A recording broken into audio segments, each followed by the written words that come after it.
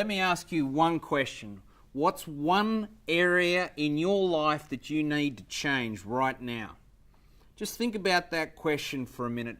What's one area in your life that you do need to make a shift on to have a better quality of life? I think this little formula here is going to help you.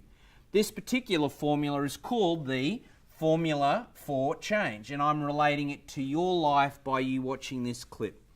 So here's the formula. Basically it works like this. Think of this side right here as one part of the seesaw, and this other side over here is the other part of the seesaw.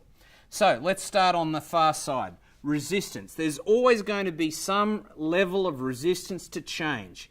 You know, in terms of I want to lose weight, I want to have a better relationship. There'll be some tension that will be the offside of that's causing you not to change, if that makes sense. Okay, so you've always got some level of resistance. Or if you didn't have the resistance, you already would have changed. Okay, so on this side, it's got three areas, not one. So this side of the seesaw works like this.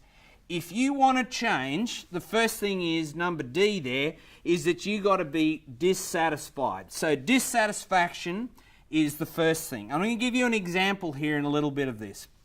But to stay only in dissatisfaction, that's not going to get you to the promised land. You also need to have a vision of where you want to go, the light at the end of the tunnel. And the third part here is you need to take some first steps. So let me give you an example. Let's just say I've got someone that wants to quit smoking. Okay, so they've got a resistance, they've been smoking forever, the chemicals and everything have got their addiction nice and going over here.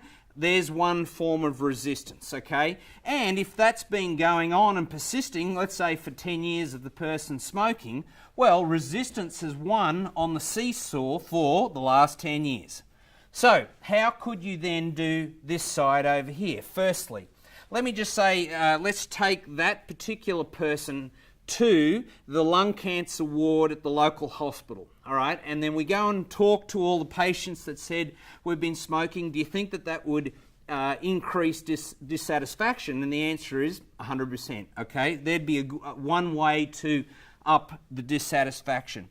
Then on the same day, we're going to take that person to the old age home where there's 100 years of old people, right, that have got their great-great-great-grandchildren all hanging around them of a better place to be, where the vision is, where's the light at the end of the tunnel, okay?